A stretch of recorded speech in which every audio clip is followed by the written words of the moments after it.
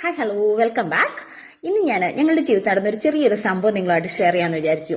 കഴിഞ്ഞ ദിവസം ഞങ്ങൾ ഷോപ്പിംഗ് സെന്ററിൽ പോയായിരുന്നു. എൻ്റെ കുട്ടിയുടെ മോന്റെ ബർത്ത്ഡേ ആയിരുന്നു. ബർത്ത്ഡേക്ക് കേക്ക് മേടിക്കാനായിട്ട് പോയപ്പം ഞാൻ എൻ്റെ ഒരു മോളോട് പറഞ്ഞു, ചിന്നിക്കുട്ടിയോട് പറഞ്ഞു, ചിന്നിക്കുട്ടി കൊച്ചിന് ഇഷ്ടമുള്ള കേക്ക് ഇവിടുന്ന് സെലക്ട് ചെയ്തു. അച്ചുവിന്റെ ബർത്ത്ഡേ അല്ലേ, നമ്മൾക്ക് ഇഷ്ടമുള്ളത് സെലക്ട് ചെയ്തോളാൻ പറഞ്ഞു. അവൾ അങ്ങനെ ഒരു കേക്ക് ഇങ്ങനെ പെട്ടെന്ന് അമ്മ ഇതെടുത്താലോ എന്ന് പറഞ്ഞ് ഇങ്ങനെ എടുത്തു കഴിഞ്ഞപ്പോഴത്തേക്ക് അവിടെ ഉണ്ടായിരുന്ന ഒരു പബ്ലിക് ആയിട്ടുള്ള ഒരു ആള് വന്നിട്ട് അവൾക്ക് ഒരു ജസ്റ്റ് ഒരു കമന്റ് ആയിട്ട് എന്നോട് പറഞ്ഞു, she looks so bossy on you എന്ന് പറഞ്ഞു. അവൾ ഒത്തിരി ബോസി ആയിട്ടാണോ നിന്റെ അടുത്ത് പെരുമാറുന്നത് എന്നൊരു കമന്റ്. അവളത് കേൾക്കുകയും ചെയ്തു. ആളങ്ങ് അത് പറഞ്ഞു കഴിഞ്ഞിട്ട് പെട്ടെന്ന് നടന്നും പോയി. ആ ആള് അവിടുന്ന് നടന്ന് പുറത്തോട്ട് ഇറങ്ങിയപ്പോ തൊട്ട് മോള് മോള് കരയാൻ തുടങ്ങി. അമ്മ എന്താണ് അവൻ എന്നോട് പറഞ്ഞു, അമ്മ പറഞ്ഞിട്ടല്ല ഞാൻ ഇത് നോക്കിയത്, എന്നിട്ടല്ലേ സെലക്ട് ചെയ്ത്, പിന്നെ എന്തിനാണ് ആൾ എന്നെ ബോസിന്ന് വിളിച്ച്, ആൾക്ക് എന്നെ അറിയാമോ ഞാൻ ബോസിയാണോ, ഞാൻ അങ്ങനെയാണോ പെരുമാറിയെന്ന്, അമ്മയുടെ അടുത്ത് അങ്ങനെയാണോ പെരുമാറിയെന്ന് ആൾക്ക് എങ്ങനെ അറിയാം, ആള് എന്ത് ഡയറായിട്ടാണ് എന്നെ അങ്ങനെ കമന്റ് ചെയ്തത് എന്നൊക്കെ പറഞ്ഞ് അവളങ്ങ് കുറെ സമയം ഇരുന്ന് കരയാൻ തുടങ്ങി. പിന്നെ കുറെ സമയം എടുത്തിട്ടാണ് എനിക്ക് പിന്നെ ആ ഒരു കരച്ചിൽ മാറ്റാനൊക്കെ ആയിട്ടും അവളെ ഒന്ന് സമാധാനിപ്പിച്ച് എടുക്കാനൊക്കെ ആയിട്ട് എനിക്ക് പറ്റിയത്. കുറെ സമയം സ്പെൻഡ് ചെയ്യേണ്ടി വന്നു.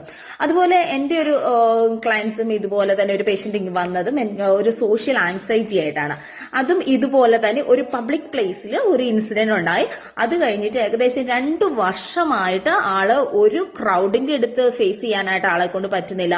അതുപോലെ തന്നെ ഒരു ഷോപ്പിംഗ് സെന്ററിലേക്ക് ആള് പോകത്തില്ല, ഒരു സാധനം ായിട്ട് പോവില്ല, എല്ലാത്തിനും വൈഫിനെ തന്നെ ഡിപ്പെൻഡ് ചെയ്ത് ആണ് ഇരിക്കുന്നത്. പുറത്തേക്ക് ക്രൗഡിലേക്ക് പോകാൻ ഒത്തിരി പേടിയാണെന്നാണ് പറഞ്ഞത്. അപ്പൊ ഞാൻ ഓർത്ത് നിങ്ങളുമായിട്ട് ഈ ഒരു കാര്യങ്ങൾ ഷെയർ ചെയ്യാമെന്ന് വിചാരിച്ചു. കാരണം ഒരുപക്ഷെ നമ്മളിങ്ങനെ ആരോടെങ്കിലുമൊക്കെ ഒരു ജസ്റ്റ് റാൻഡം കമന്റുകൾ പറഞ്ഞു പോവുക, അല്ലെങ്കിൽ റാൻഡം ആയിട്ട് എന്തെങ്കിലുമൊക്കെ ഒരു വാക്കുകൾ പറഞ്ഞു പോകുമ്പോൾ അത് അവരെ എത്രമാത്രം വേദനിപ്പിക്കുന്നുണ്ട് നമ്മൾ അറിയുന്നില്ല. ഒരുപക്ഷെ ആ ഒരു ബോസിയാണെന്ന് പറഞ്ഞു പോയ ആൾ ഒരിക്കലും അറിഞ്ഞു കാണത്തില്ല എന്റെ മോൾ ഇത്രമാത്രം അത്രയും സമയം ഇരുന്ന് കരഞ്ഞു എന്ന്. ഈവൻ ഇന്നലെ വരെ അവള് ഇടയ്ക്ക് പിന്നെയും ഇരുന്ന് പറഞ്ഞുകൊണ്ടിരുന്നത്, എന്നാലും അമ്മ ആളെന്നെ ബോസിന്ന് പറഞ്ഞല്ലോ എന്ന് പറഞ്ഞ ആ ഒരു മനസ്സിന്റെ വേദന അവളെ തട്ടിയത് പിന്നെ അവൾ ആ മനസ്സിലിരിക്കുകയാണ്. അതുപോലെ തന്നെ ഈ ഒരു 2 വർഷമായിട്ട് ഒരു വ്യക്തി ഒരു പബ്ലിക്കിൽ നടന്ന ഒരു ഇൻസിഡൻസ് മൂലം പുറത്തേക്ക് പോലും ഇറങ്ങാതെ, ഒരു ഷോപ്പിങ്ങിന് ഇറങ്ങാതെ, ഒരു ക്രൗഡിനെ ഫേസ് ചെയ്യാൻ പോലും സാധിക്കാതെ അത്രമാത്രം ഡിപ്രഷനും ആൻസൈറ്റി ആയിട്ട് വീട്ടിൽ തന്നെ ഒതുങ്ങിയിരിക്കുന്ന കാര്യം ഒരുപക്ഷെ ആ പബ്ലിക്കിൽ ആ ആളോട് കമന്റ് പറഞ്ഞ ആളും പറഞ്ഞു കാണത്തില്ല.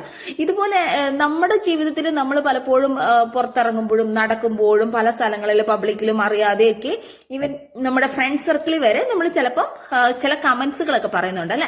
അത് മറ്റുള്ളവരെ വേദനിപ്പിക്കുന്ന കമന്റ് ആണോ അതോ അവർക്ക് സന്തോഷത്തിന്റേതാണോ സങ്കടത്തിന്റേതാണോ എന്ന് ചിന്തിക്കുന്നത് എപ്പോഴും നല്ലതായിരിക്കും. ബൈബിളിൽ പറഞ്ഞതുപോലെ, മത്തായിയുടെ സുവിശേഷത്തിൽ പറഞ്ഞതുപോലെ, നമ്മൾ പറയുന്ന ഓരോ വാക്കുകളാലും നമ്മൾ നീതീകരിക്കപ്പെടും എന്നാണ് നമ്മളെ ബൈബിൾ ഓർമ്മപ്പെടുത്തുന്നത്. അതുപോലെ തന്നെ ഈ കഴിഞ്ഞ ദിവസം ലിയോ മാർപ്പാപ്പ പറഞ്ഞത് ഇതാണ്, നോമ്പിന്റെ സമയത്ത് ഭക്ഷണത്തെക്കാൾ ഉപരിയായിട്ട് മറ്റുള്ളവരെ മുറിപ്പെടുത്തുന്ന വാക്കുകളിൽ നിന്നും ചിന്തകളിൽ നിന്നും നമുക്ക് ഉപവസിക്കാമെന്നാണ് ലിയോ മാർപ്പാപ്പ നമ്മളെ ഓർമ്മപ്പെടുത്തുകയും ചെയ്തത്.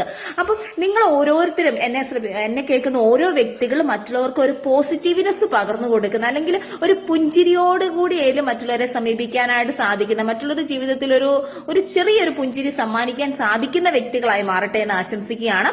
ഒരിക്കൽ പോലും ഒരു വ്യക്തികൾ പോലും ഇതുപോലെ മറ്റുള്ളവർക്ക് ലോങ് ടൈം വേദന കൊടുക്കുന്ന, അല്ലെങ്കിൽ ഒത്തിരി നാൾ വിഷമിക്കുന്ന, നിങ്ങളെ ഓർത്ത് നിങ്ങൾ പറഞ്ഞ വാക്കുകളാല്, മുറിപ്പെടുത്തുന്ന വാക്കുകളാല് വേദനിച്ചിരിക്കുന്ന ആൾക്കാര് ഉണ്ടാകാനായിട്ട് ഇടയാകരുതേ എന്ന് പ്രാർത്ഥിക്കുന്നു.